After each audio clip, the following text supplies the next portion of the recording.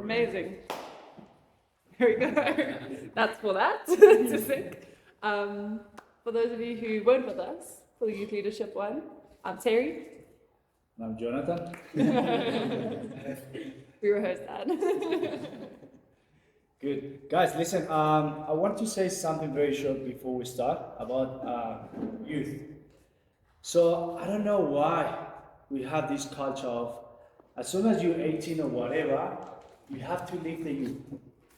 Now you're going to matric or university or whatever, and you have to leave the youth. I don't know who put that mindset here in South Africa. You know, because it's like, bro, why are you leaving the youth? Come and be part of the solution. Come and train the guys. Come and teach them how to do the things. So now we have leaders that 28, 30, 38. Yes, but I don't know who says, no, if you're 21, you have to leave the youth. Who says that? Yeah. You know? Yeah. So now we tell the guys, listen, brother, we need you to come and help us with the new generation. Yeah. Be a father. For those ones that are 38, whatever, you can be a father to those ones. Yeah. So we need to check, why are we doing that? Why are we always, okay, if you 20, 21, now you're out. You know? So we need to check how we doing that transition. All right. So that's just a little bonus from the last session. Yeah. But we're sharing on partnering for accountability and growth. Yeah. So partnering, guys, is amazing. It's such a blessing. And I'm here right now because I'm part of that. So Bruce, Teri's father, he goes to Colombia, South America, and Venezuela. Twice a year. Twice, 3 times a year. So obviously I was there in my little church in Colombia, whatever. And then they said to me, listen, this guy is coming from South Africa. Would you translate for us? And I said, like, I don't want to translate. Like, it's very hard to do that. But somehow with the times and with the years, I started traveling and going to another nations with Bruce. He was from South Africa, I'm from Colombia, but now I'm going to other cities in Colombia, to Venezuela, to translate, and also to have like amazing chat with pastors and encourage them. And we used to travel, and it was amazing because I was part of that partnership, you know. And then when we have to make the decision that my pastor like had that conversation with Bruce, and Bruce says, I would like him to come to South Africa for 1 year. And you need to understand that I was the second person. If my pastor left for a trip or whatever, I was sick, I was the next person to preach and to do everything. Sure. So for him to send the best one, or the only one that he had at that time, son. Yeah, his son, it was amazing because he knew, hey, this is so much bigger than just this. Yeah. We need to release the guy. We need to understand the bigger picture of the kingdom. It's so easy to don't let it go because it's so important here. And I need it here. And it's going to help me whenever I need it. No, but whenever we understand that family is something much bigger. Yeah. And the blessings that we get from that, we willing, like we want to do that. We want to be part of the partnering with our other churches. Yeah. So we were going to share a little bit about Paul and Timothy and how there is such an amazing example of an accountability relationship. But actually, just like while we're here, I actually think it's better to dive more into partnership and how that helps us to be accountable to each other and to grow. We did do a talk on this where we touched on this Paul and Timothy thing at Rise Up, and that talk will be available on the NCMI app soon. So if you want to go back and listen to it, you can. Okay. So, little plug. We do believe that there is importance in having accountability, inter-church accountability. So within our space as NCMI, even beyond that, to widen your circle even broader than NCMI, to talk to people. And while we believe that your primary accountability partners should be in the life of your local church, purely because of frequency of being able to see them, being able to connect with them, we do believe that it's so healthy to cross the border of your church and to form those relationships with people outside. Yeah, sure. So what are some of the barriers? So I want to ask you guys, how many of you guys, like, do you know that at your church you partner with some other churches? Raise your hand. In the area. The Good. area. Okay. So there is some of you guys that in your church you don't have those kind of things, you know? So now I want you to think of on the blessings and all the bad things and also the good things. The fears. So one of the things, the fears that they have, you know, your church, it's like, what about if I send the youth to there, then they keep it, and then they don't want to come to us. We again, don't have a youth anymore. You know, we don't have youth anymore because it's a bigger church, because they have more technology, because whatever is the reason, there is fears. Yes? The other thing is they don't want to do partnering because we don't know your theology. We don't know what are you talking about. Why are you going to teach? Why are you going to tell them, you know? Yeah. So, but then how you get the solution to those problems, Yeah. you know? So for us, for example, we used to partner with New Day, Cornerstone. Not used to, we do. Yeah, Cornerstone, The Hope Crossing, City. Hope City, LRC. LRC. Guys, so many people, and we are a blessing to each other. Foresight. And we listen, and we don't have to run every single thing. Yeah. Once we go to them, they come to us.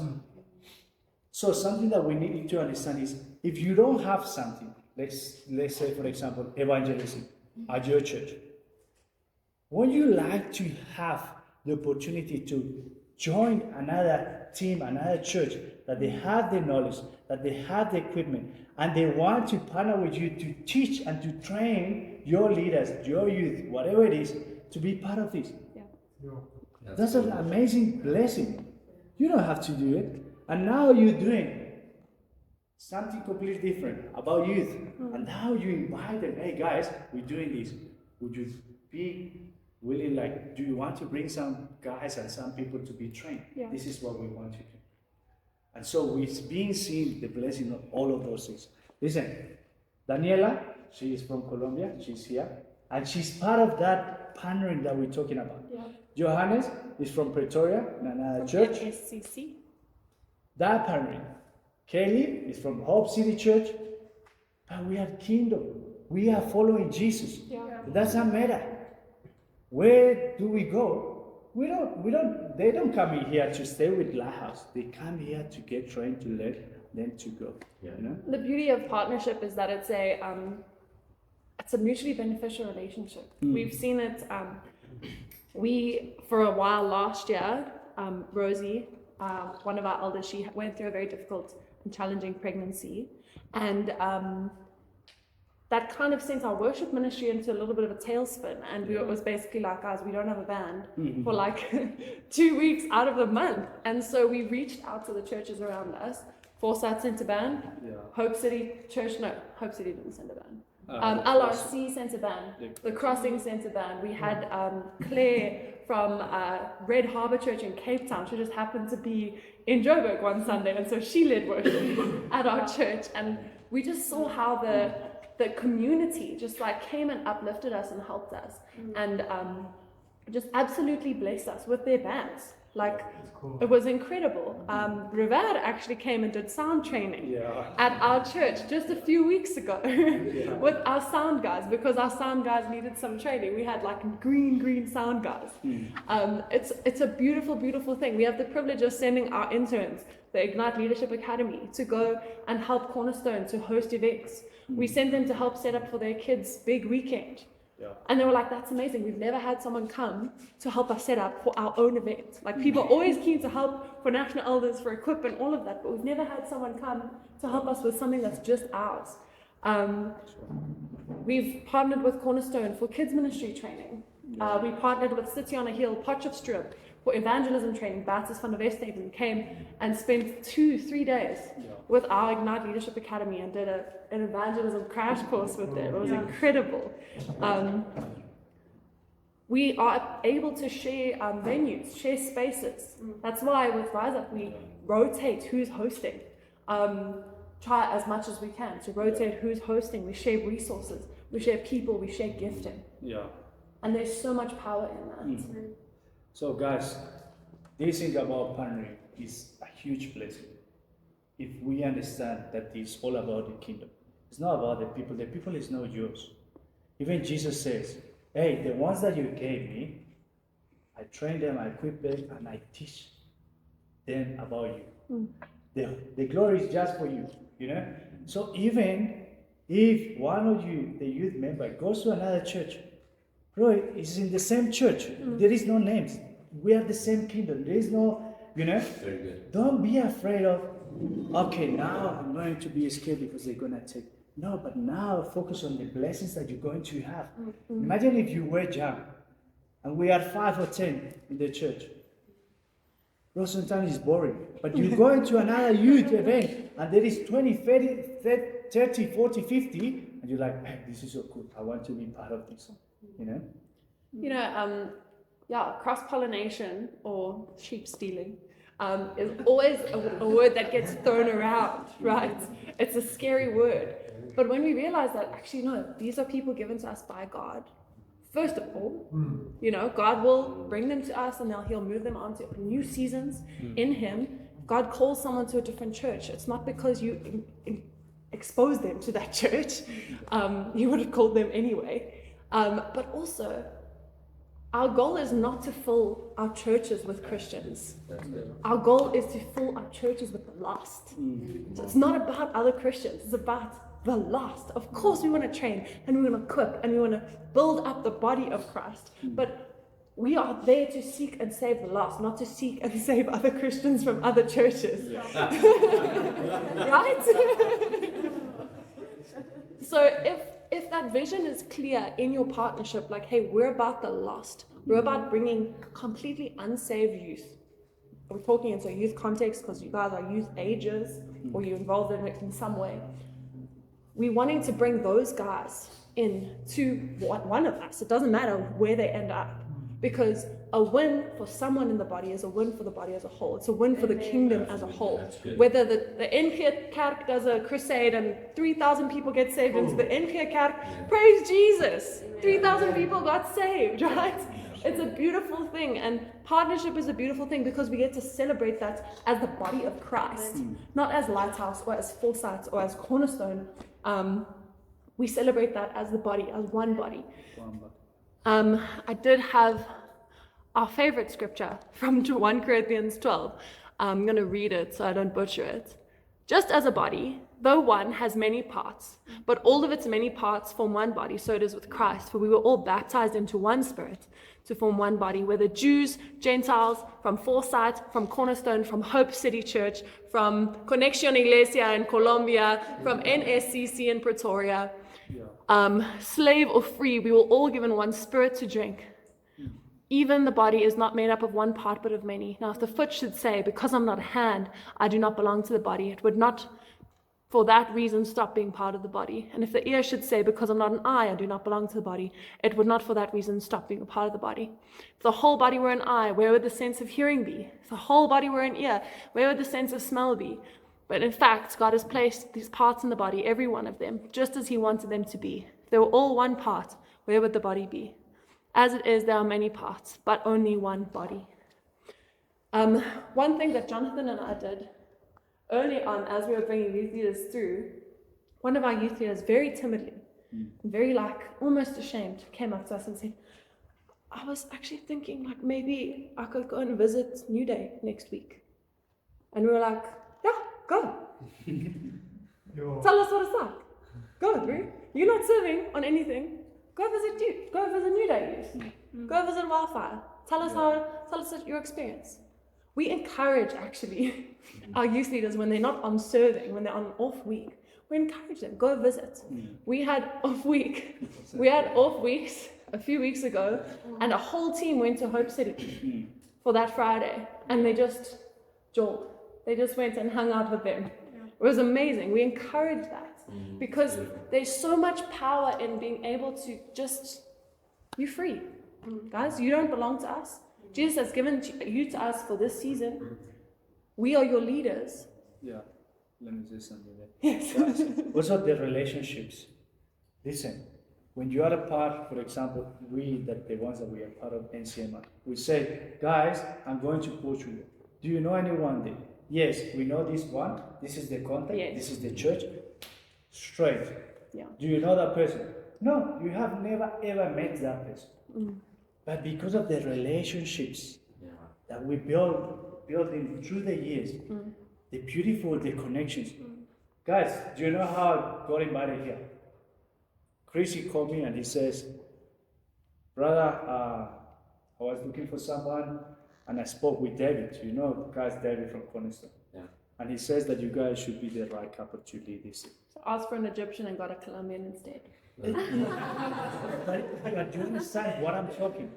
So we wouldn't have the chance and the opportunity to come and to meet you guys if it wasn't for that partnership that we have with them. Yes. You know? So then you would be able to join trips. That your church, they are not making those trips. But we say, brother, we are going for that trip. These guys, they want to go to the Cornerstone Young Adults. The Cornerstone Young Adults. So if I don't have it in my church, so now you guys cannot go anyway. You can't get trained. You can't serve Jesus. No, we are open because it's all about the kingdom and for them to fulfill the purpose that the Christ has put in their heart. You know? If we are not doing trips, this guy has a passion to go and to reach and to go and to learn. I'm not going to tie them up and say, no, you cannot go. Please, brother, there is an opportunity here for you to go and learn. You know? 100%. Even if it is something that you have in the church. I mean, we do have young adults life groups. Yeah. We don't have like young adults gatherings, but we have young adults life group. It's like, hey, well, why not open it up to the whole church? Why not advertise it? Hey, Cornerstone's doing a young adults camp. Yeah. Who wants to go? There's the registration link. Feel free to go. We want to send some guys and just to be a part of them and just to connect, because we believe in partnership as a church. We believe in partnership as an NCMI covering. I think it's a beautiful, beautiful thing. The other thing that happens when we come together is that there's so much more resources when we're together. Sure. I think about Rise Up. We used LRC's big slide, lighthouses, volleyball net, Cornerstone spray paints to paint the grass. We used ping pong tables, foosball tables. It was like, hey guys, who's got what? Who can help with what? We had Luke on security running around with the walkie-talkie. And honestly, I felt that at Rise Up, it was a Rise Up South Africa event. It wasn't a Cornerstone event. It was all of the leaders partnering together, coming together as a collective and making something beautiful, you know, for God, for the kingdom, for young people to encounter Jesus. Yeah, and also the mutual respect that we have from each other. Yes. You know, it's not that are we trying to be the head of this thing. Yeah. Because then it's wrong, you know. No, we are equal. Even if your church is smaller, doesn't matter. Yeah. But we understand that we're helping each other. Yes. That we want to bless one another. It's not who has the biggest youth, who has the smallest. No, we want to be part of this because we want to see the kingdom advance. Yeah. Yeah. I don't know. Maybe if you guys have any questions about partnering. How, if someone's looking to get started with a partnership, how could they go about reaching out to people, non-NCMI relationships? Right. So you have one version, I have the other one. Yeah. So obviously, like within the NCMI context, it's a bit easier because we all have baseline, right? We know that on the big things, the big rocks, that we are aligned. It gets a bit more complicated when you go outside of NCMI, but it's still good to do it. I would encourage it, to be honest. I think Jonathan always says, like, see what local churches are around see who's nearby. I've heard from the girls that we hosted that there's plenty of churches here. It's a beautiful thing. Praise the Lord. Have a coffee with the leader, the youth leader in this case. Talk to them. Say, hey guys, what do you believe? Like, what's your guys' theology? What's your doctrine? You know, let's see if we can find some common ground. Yeah. You know, another thing that could be a potential barrier is like, you know, what are some like really staunch convictions that you guys have that might present a bit of an issue? You know, we were sharing last week, and I was wearing leggings and a crop top, and I was like, for some churches this would be an issue, even though there's no skin showing. This might be an issue for some churches. And I always advise to defer to the stronger conviction. So if you're meeting with a church that say has a dress code, you say to your youth, okay guys, for this one, maybe wear long pants instead of shorts. Yeah. You know, girls, you know, don't wear short shorts, wear long pants or a long skirt. You know, have those conversations to find the common ground. Then I would take it back to your leadership team, in our case, the elders. Say, guys, we're wanting to partner with this in Geerkerk. We're wanting to find common ground. We're wanting to do a crusade with them or a youth night. This is the things that might be orange flags. These are things that might be red flags. I wouldn't go too much with the red flags.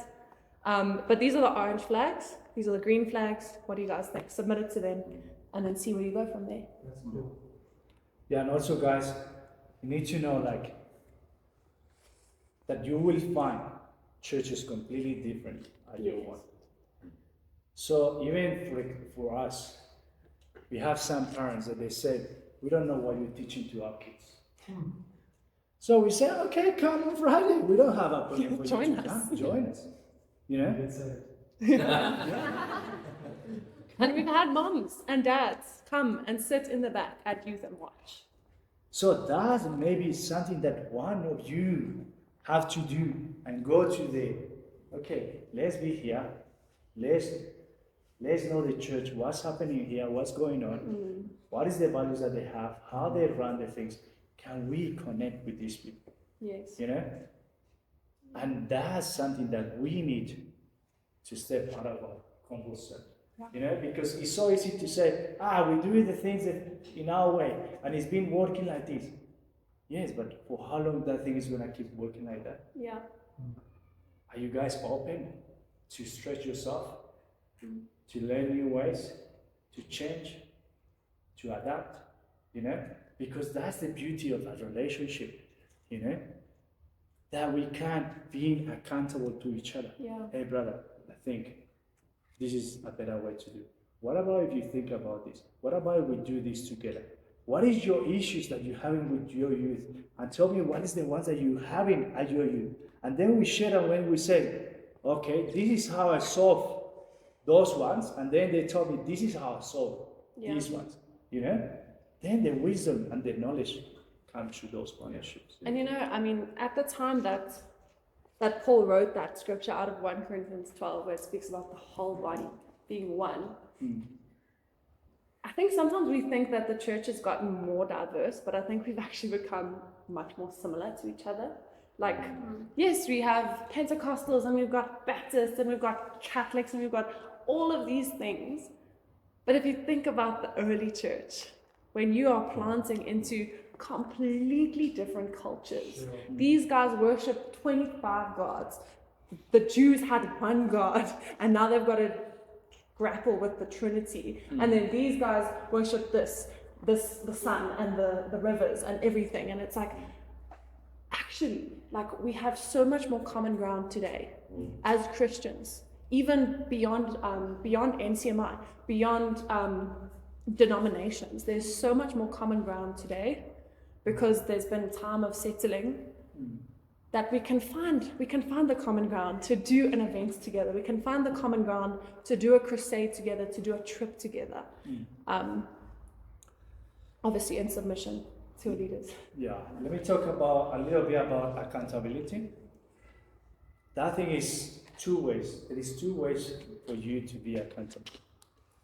One way is for you that you give the power to someone, and you come freely and you say, brother, let's say, this is my project. I want to buy a car. This is the things that I want because I'm going to be a father. Sweet? And then that person, he says to you, okay, but have you taken this in consideration? Have you checked about this? What kind of car are you going to buy? So it's someone who has the knowledge and the wisdom, and he's going to ask you questions, you know? And you allow them to speak into your life. Yes, but that one you give it to someone free. Yes? The problem today that we have with that word is we think always they're going to tell me what to do. Yes? And everyone is scared about accountable, to be accountable. But we are accountable every day to everyone. If your mom says to you, this is 100 rand, go and buy the groceries. Do you need to be accountable to your mom? Yes. Yes, you need. How did you spend the money that I gave? You know? If you go to the school or to university, do you need to be accountable to your parents at the end of the year? Yeah, they're gonna check how well did you do. Did you fail? Did you pass?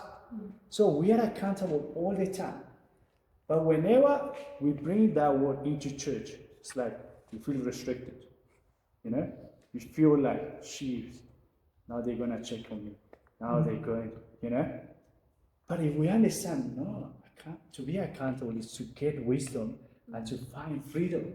Yeah. You know how beautiful it is that someone says, brother, what about this? You know, I haven't think about that. Yeah. Thank you so much. Yeah. That you show me the blind spots that I couldn't see. Yeah. You know? Then that I start valuing to being accountable to someone. Then I see the blessing of to have someone speaking into my life. Yes? The other one is, for example, if you have a boss, or you have a job or whatever, and they give you a task. Now you have to be what? Accountable to your boss. I need these photocopies, I need you to do this book, whatever, and they're going to come at the end of the day to check. Have you done it or not? Yeah. So this is something that we do always, but we don't see it in that way, you know? But to be accountable is a blessing. And it has to be a pleasure for you to come to invite someone that he has knowledge that you admire that person. We would love this to have the advice from this person. Brother, what do you think about this? You know? And in that, it brings what? Maturity. It brings growth. Yeah. It brings a lot of things that you're only going to get in that partnership. Yeah.